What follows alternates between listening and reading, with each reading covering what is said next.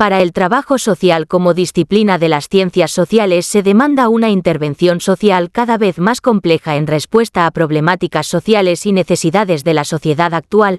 Es importante fortalecer una metodología operativa a través de un marco conceptual adecuado para enfrentar los desafíos de la sociedad contemporánea.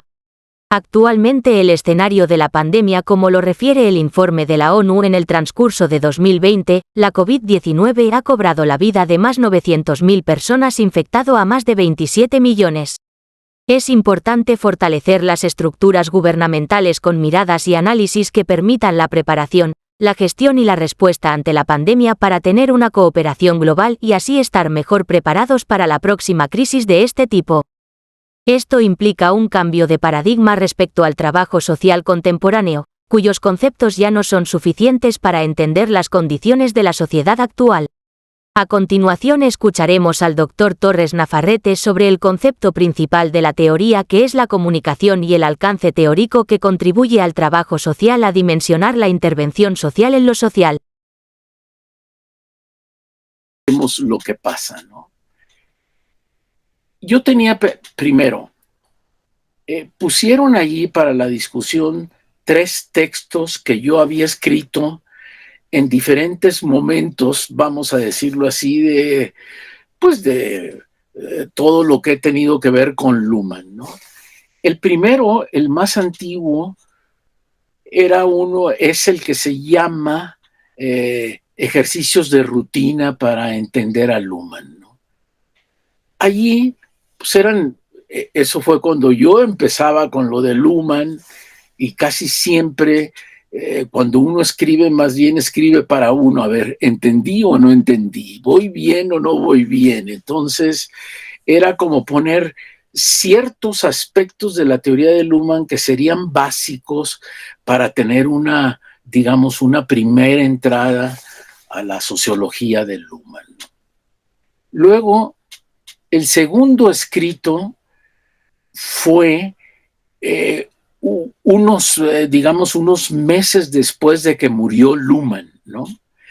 En el año de 1998, si no, ahorita pierdo la fecha, y yo quería hacer un pequeño resumen de cuál era el legado que él había dejado, pues, a la sociología, ¿no?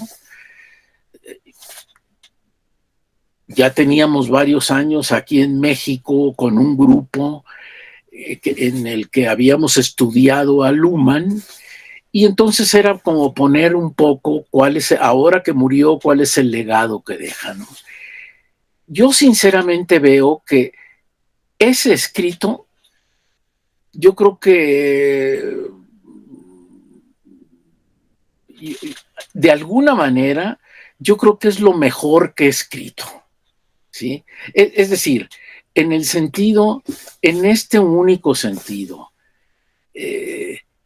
yo creo que allí hay una inquietud que yo tenía, como decir realmente qué es lo que nos deja Luhmann, que a mí se me hace que está inicialmente plasmada en el escrito. Lo ideal fuera, para mí,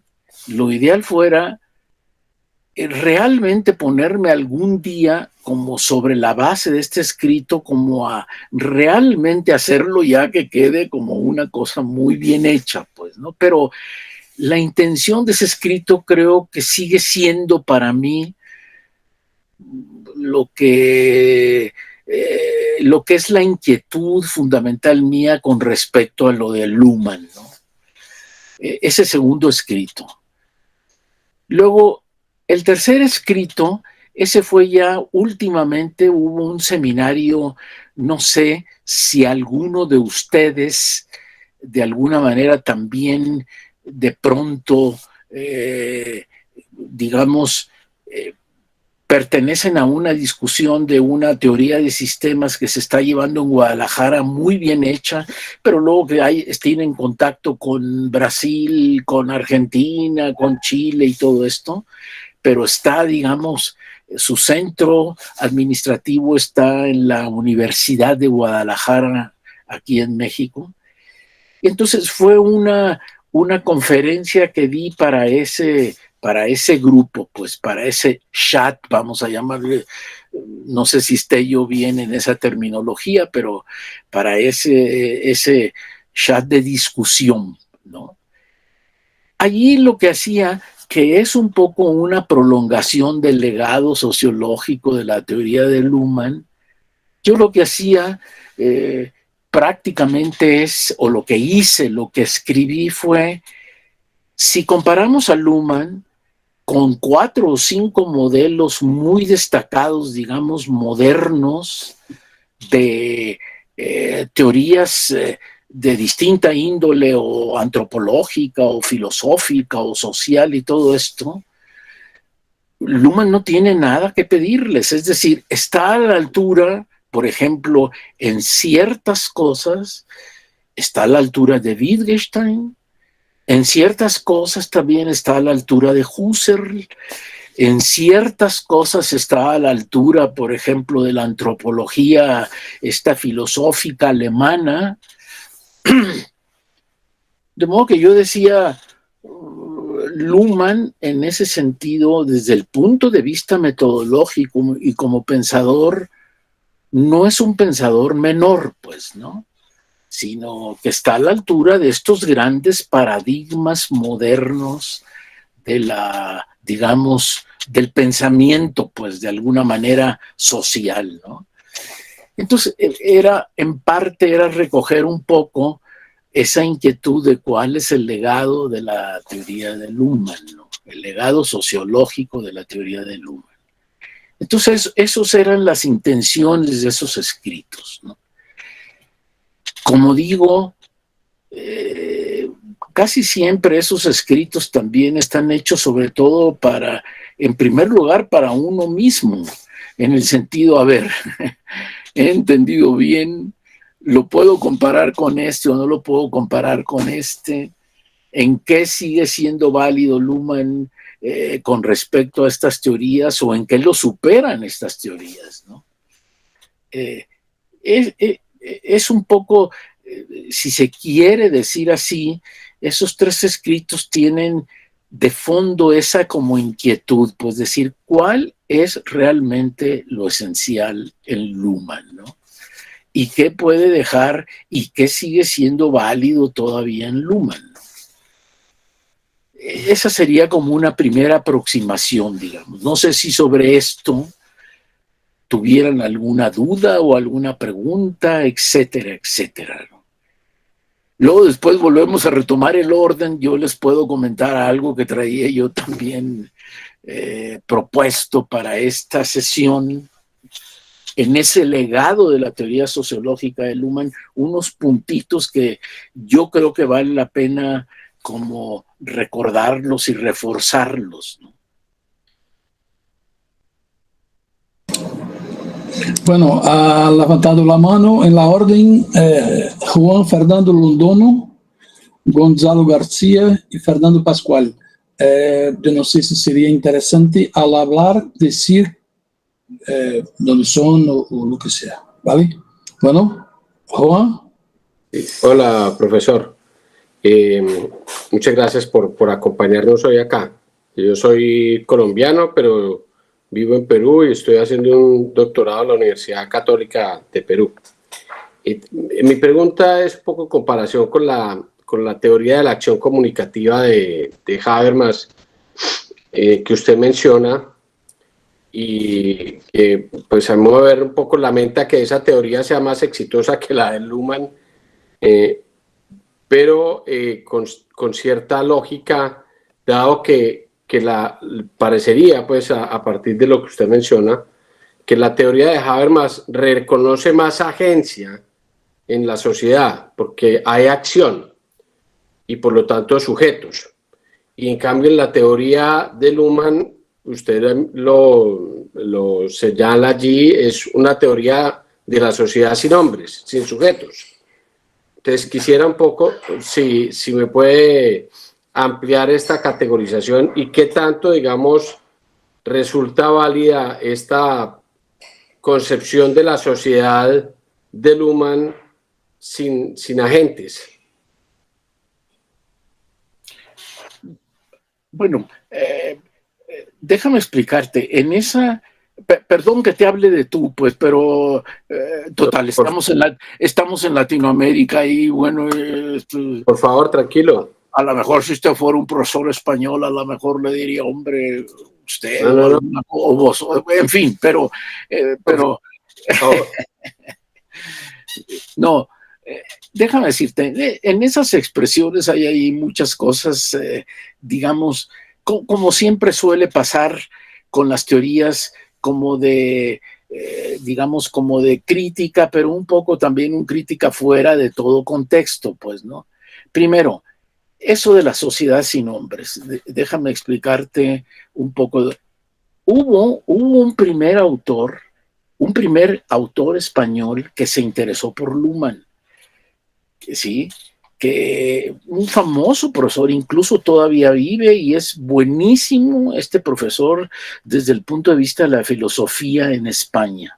Bueno, él fue el primero que se interesó, digamos, de manera decisiva sobre la teoría de Luhmann y fue a hacer con él un semestre expresamente a seguir sus lecciones de Luhmann y todo eso, con la intención de escribir un primer libro de introducción a la teoría de Luhmann al castellano, que fue el primero que se escribió prácticamente, digo, se puede discutir a detalles si otros libros, pero digamos prácticamente de manera general. Bueno, en ese libro, el título de ese libro era justamente La sociedad sin hombres, ¿sí? Y con eso, para todo el mundo de habla hispana o para los mismos españoles, pues quedó bautizado Luhmann como alguien que en realidad no reconoce que haya sujetos humanos en la sociedad ni nada.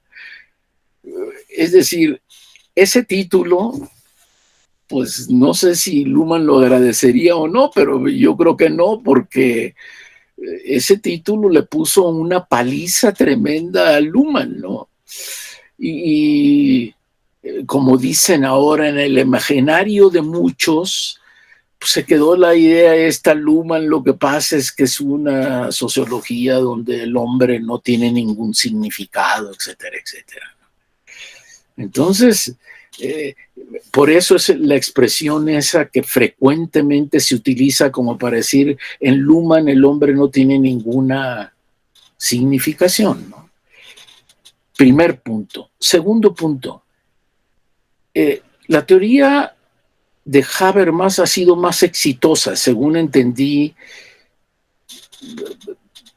Yo creo que no, ¿para qué se pone uno a discutir eso, no? Porque ya sería como que es mejor el Boca o el River Plate en Argentina y empiezan las discusiones y hasta a lo mejor nos apaleamos o alguna cosa así. Es decir, son teorías, esto también hay que decirlo, son teorías muy, muy semejantes. Incluso son teorías que mutuamente son teorías que se estimularon mutuamente, ¿no? Una vez, cuento la anécdota, una vez en Guadalajara, en México, que vino Luhmann a la Universidad de Guadalajara, yo expresamente le pregunté en un café, estábamos tomando un café ahí en un receso que había de unas conferencias que él daba, y le pregunté, ¿qué significó para usted Habermas o qué significa para usted Habermas? Y Luhmann, con una así facilidad, él lo refirió, decir, para mí Habermas fue importantísimo porque gracias a eso también pude consolidar yo la idea que tenía de sociología, ¿no? Entonces son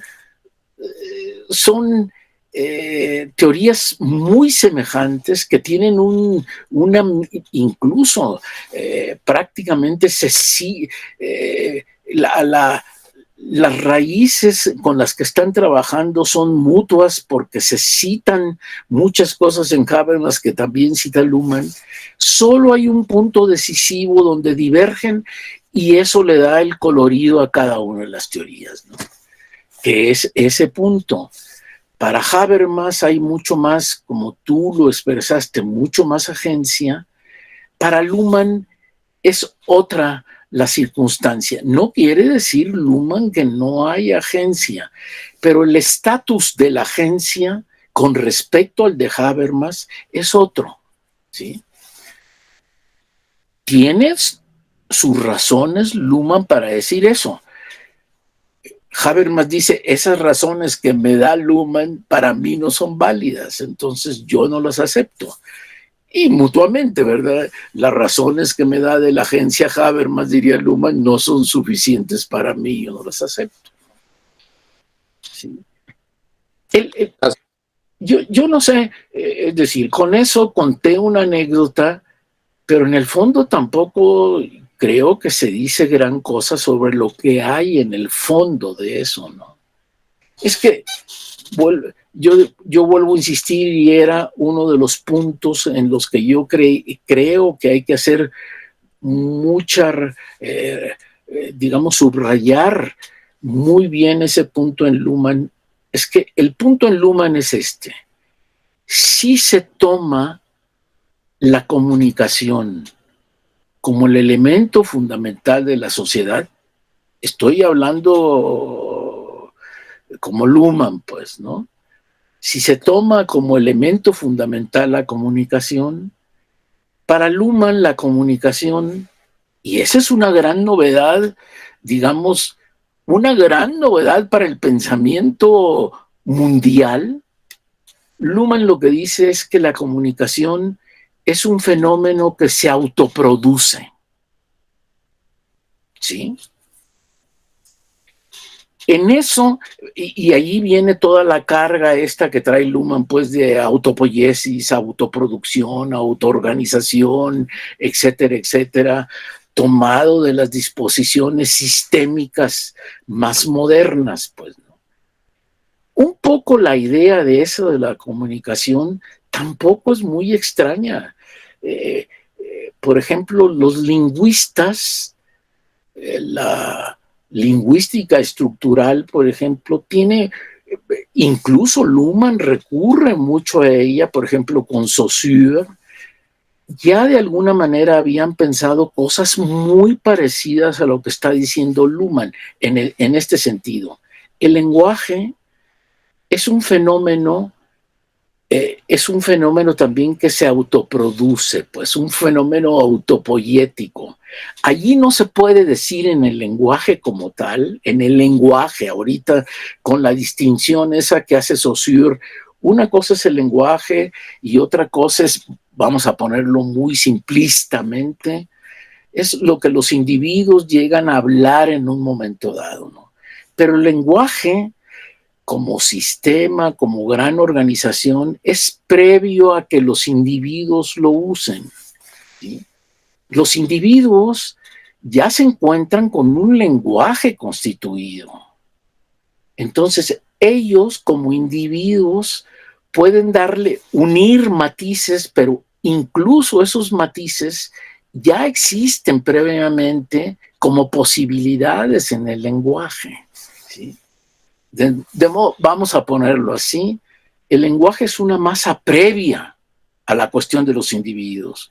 Los individuos, cuando utilizan el lenguaje, un gran escritor, etcétera, etcétera, esos individuos hacen referencia, digamos, a una dinámica preestablecida anteriormente con el lenguaje. Bueno, si medio está entendido eso, Luhmann lo acarrea, esa idea la acarrea y la hace mucho más extensiva ahora a la comunicación. Es decir, la comunicación es una especie de, incluso allí Luhmann la define como una especie de un latido fundamental comunicativo que anda rodando por todos lados de alguna manera, ¿sí? Y los individuos allí se conectan a esa comunicación de manera particular, ¿no? Entonces allí la agencia no queda tan establecida en primer plano como lo tiene Habermas, ¿no? Voy a poner un ejemplo porque a mí, que es lo que viene en el artículo ese, o lo que quise decir, porque yo me doy cuenta que ese artículo, si se pudiera escribir bien, sería muy decisivo en el legado sociológico de Luhmann. Supongamos,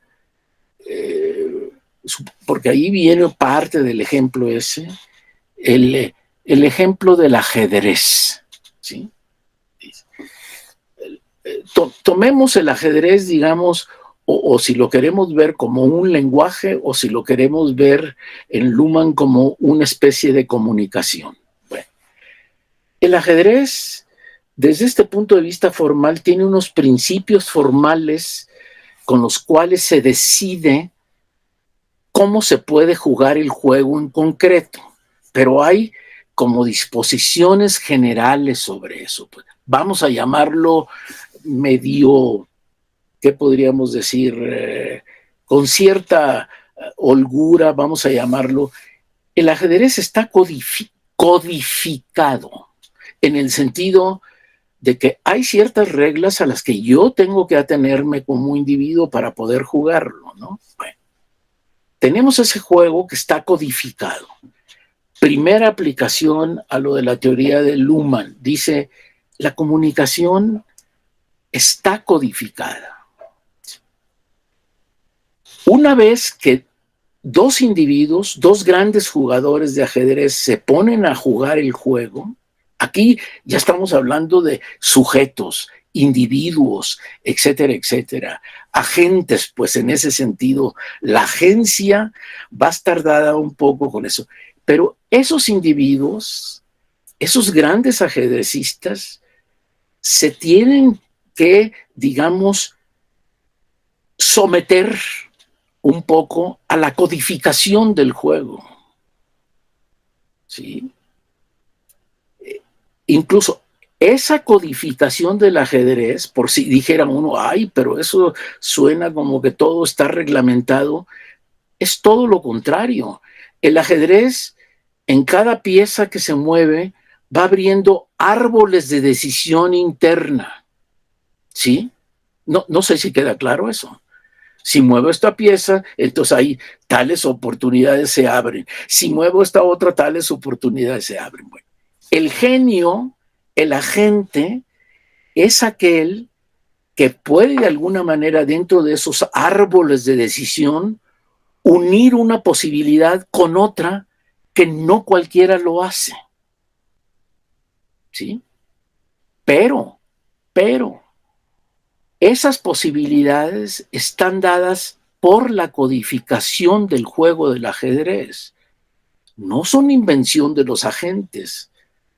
Los agentes tienen la gran posibilidad de unir posibilidades de esa codificación. Fuera de la codificación, si yo agarro a Kasparov y lo pongo a jugar fútbol fuera de otra codificación, es malísimo, probablemente sea malísimo, porque toda la vida se la ha pasado sentado, porque fuma extremadamente, etcétera, etcétera. No sabe hacer otra cosa que eso. Pero patear un balón, no. Entonces, es genio en esa codificación específica. Es nada fuera de esa codificación específica. Y ahí está la diferencia con Habermas. Habermas no admitiría por principio esa codificación de la comunicación.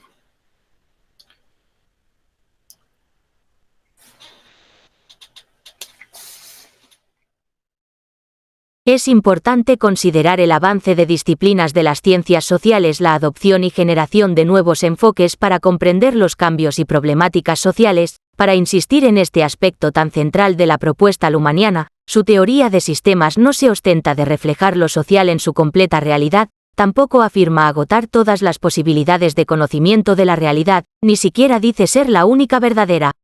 Solo menciona que, puede tratar la totalidad de lo social con el mismo conjunto de conceptos y, con ello implica, además, la autorreferencia porque la teoría no sería universal si no pudiera dar cuenta también de sí misma en cuanto fenómeno social. Para Luhmann la única operación que es capaz de mantener lo social de manera autónoma es la comunicación, refiere que el observar, escuchar y mirar es comunicar.